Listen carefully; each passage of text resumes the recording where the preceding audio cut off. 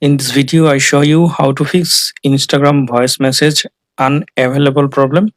For fixing this problem, go to your Play Store, then search. Now search for Instagram app,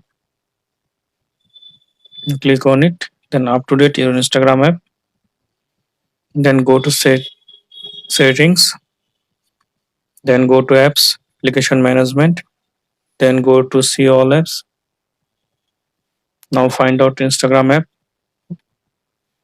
tap on it, then tap on force stop, then tap on storage and cache, then clear storage, then delete. Now open Instagram app, then log into your account. Now I hope that this method fix Instagram voice message unavailable problem.